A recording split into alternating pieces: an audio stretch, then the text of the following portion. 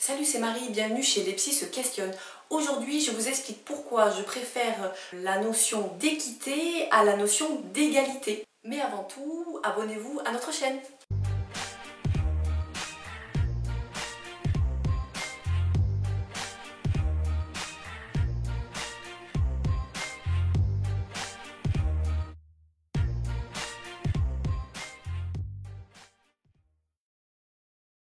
Actuellement, on nous parle beaucoup d'égalité.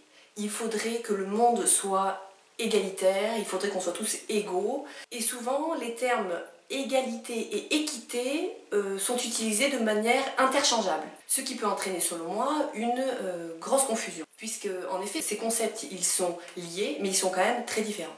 L'égalité repose sur la volonté d'offrir la même chose à tout le monde, pour que tous les gens puissent s'épanouir et vivre des vies saines.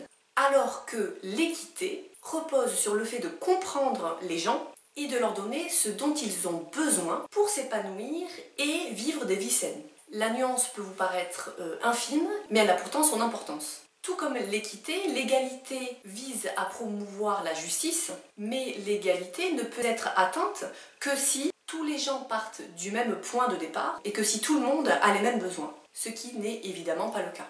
C'est pourquoi je trouve qu'il est intéressant que vous puissiez chercher à être équitable plutôt que égalitaire, et surtout avec vos enfants. Pour que vous puissiez visualiser cette différence, je prends l'exemple de coureurs de sprint dans une compétition. Pour cet exemple, imaginez-vous une piste de course ovale. Le concept d'égalité nous amènerait à accorder le même traitement à tous les coureurs, et donc de fixer le même point de départ à tous. En apparence, on est bien d'accord que cela semble juste. Par contre, nous savons que les joueurs placés dans les couloirs intérieurs bénéficient d'un avantage certain par rapport aux coureurs qui sont placés dans les couloirs extérieurs, puisque la distance qu'ils doivent parcourir est plus courte. Si on suit la notion d'égalité, et donc de faire partir tous les coureurs au même point de départ, la course ne donnera pas des résultats justes. C'est là que la notion d'équité a toute sa place. Pour être équitable, on va décaler les points de départ de chaque coureur afin de compenser les désavantages que subissent les coureurs des couloirs extérieurs. On voit bien dans ce cas-là qu'un traitement différent et individualisé produit des résultats plus justes que ne le ferait un traitement identique. En tant que parent, le concept d'équité est crucial et va vous permettre d'être le plus juste possible auprès de vos enfants.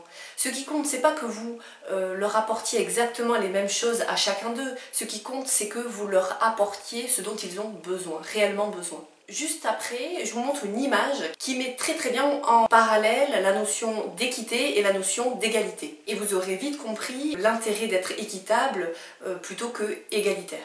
Vous voyez donc sur cette image divisée en deux parties, 3 personnes à chaque fois de tailles différentes qui viennent regarder un match de baseball, et il y a une rambarde qui empêche aux plus petits de voir. À gauche, principe d'égalité, on donne une caisse à chacune des 3 personnes.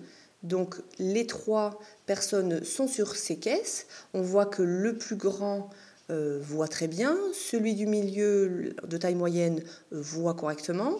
Par contre, le plus petit à droite ne voit rien.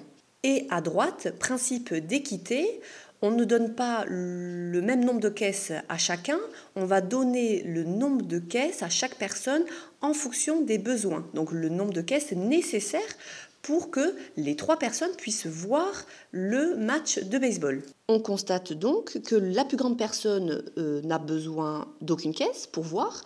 Celui du milieu de taille moyenne a besoin toujours d'une seule caisse.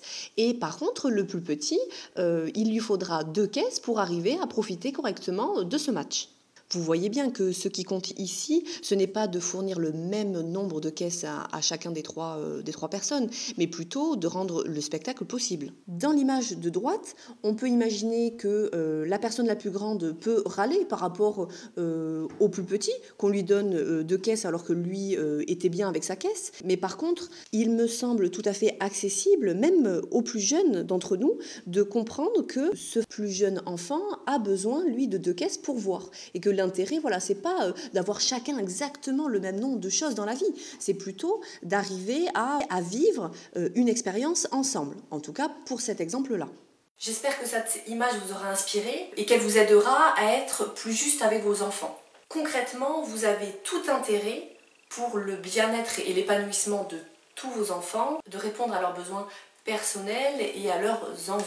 Certaines familles que j'ai pu suivre en thérapie ont pu mettre en pratique cette notion et ont tout de suite vu les bénéfices que ça a engendré. Déjà, vos enfants se sentiront mieux, se sentiront entendus et écoutés en tant qu'individus, en tant que personnes différentes des autres. Ça peut vraiment être un levier pour limiter, diminuer la jalousie entre chacun de vos enfants.